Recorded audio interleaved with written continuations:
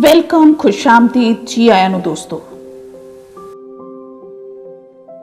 आंख खुली तो देखा दिन के 9 बज रहे थे। हड़बड़ाकर उठा और बड़बड़ाते हुए सोनू ने बेखबर सो रहे अज्जू को जगाना शुरू किया। अरे अज्जू, जल्दी उठ, देख कितनी देर हो गई। आज बहुत गालियां सुननी पड़ेगी, हो सकता है मालिक काम से ही निकाल दे। उठ जा, देख अगर ऐसा हुआ तो रोज भूखे सोना पड़ेगा। उठ जल्दी कर। अज्जू घबरा कर उठ बैठा। सोनू ने मुंह पर पानी के छींटे मारे, कुल्ला करते हुए थोड़ा सा पानी गटका और अज्जू को चलने का इशारा करते हुए तेजी से बाहर निकल गया। 10 साल के सोनू के कमजोर कंधों पर अपने छोटे भाई अज्जू की जिम्मेदारी थी। माँ बाप छोटी उम्र में ही गुजर गए थे, सगे संबंधी थे नहीं, इसलिए चाय की एक दुकान पर काम करके अपना और अज्जू का पेट भर रहा था। खैर भागते दौड़ते वो अज्जू के साथ दुकान पर पहुंचा। हाँफते हुए जैसे ही उसने दुकान में कदम रखा, मालिक आकर उसके कान मरोड़ते हुए चीख कर बोला, ये वक्त है तेरे आने का, नवाबजादे, बाप की दुकान समझ रखी है, कल से कोई जरूरत नहीं दुकान पर आने की, काम चोर कहीं का। दर्द से बिलबिलाते हुए सोनू कहने लगा, माफ कर दो मालिक, कल रात देर तक काम किया ना तो पूरा शरीर दुख रहा था, इतनी गहरी नींद आई कि सुबह वक्त पर आंख ही नहीं खुली, बस आज माफ कर दो, आइंदा ऐसा नहीं होगा। मालिक उसे घूरते हुए सोचने लगा कि अगर इसे काम से निकाल दिया तो दुकान चलाना मुश्किल हो जाएगा, अकेले कैसे संभाल पाऊंगा। बर्तन धोना, झाड़ू लगाना, कुर्सी मेजें साफ करना, ग्राहकों को चाय देना और तो और आसपास के दफ्तरों तक दिन भर कई बार भागते दौड़ते चाय पहुंचाना, आखिर कितना काम होता है दिन भर। और ये भी तो है कि इसकी जगह कोई दूसरा लड़का काम पे रखा तो वो इतनी सी पगार में राजी नहीं होगा। ये सब सोचते हुए मालिक आंख दिखाते हुए और धमकाते हुए सोनू से कहने लगा, देख आज छोड़ रहा हूं, मगर आइंदा ऐसा हुआ तो दुकान पे कदम मत रखना और अपनी पगार तो तुम भूल ही जाना।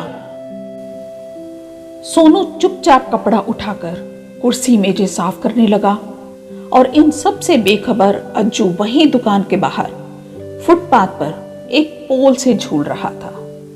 नन्हे सोनू की सरपरस्ती में वो अपने में मग्न इत्मीनान से खेल रहा था। दोस्तों, ऐसे न जाने कितने ही वाकयात हर रोज अपने आसपास देखने को मिलते हैं।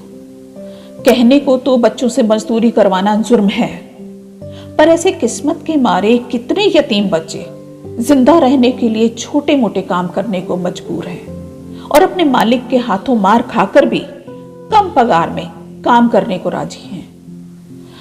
अभी कुछ दिन पहले अखबार में पढ़ा कि सरकार हालिया यतीम हुए बच्चों को मुआवजा देने के साथ उनकी जिम्मेदारी उठाएगी। सुनकर अच्छा लगा, पर जब आंकड़ों पर नजर गई तो दिल उदास हो गया। करोड़ों की आबादी वाले इस मुल्क में सिर्फ चुनिंदा बच्चे ही उन आंकड़ों में दर्ज हुए। सोनू जैसे हजारों बच्चे होंगे जिनका कोई सरपरस्त नहीं है, उनकी जिम्मेदारी कौन लेगा?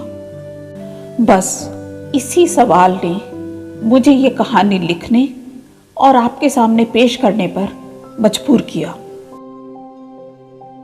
दोस्तों, इसी से जुड़े ये चंद अल्फाज भी आपकी खिदमत में पेश है। दरअसल ये सोनू जैसे तमाम बच्चों की पुकार है। क्या कहें कि कितने खबरदार हैं हम, बस अपने हालातों के शिकार हैं हम। आराम और लज्जत से परे जीने के लिए फकत 2 रोटी के तलबगार हैं हम।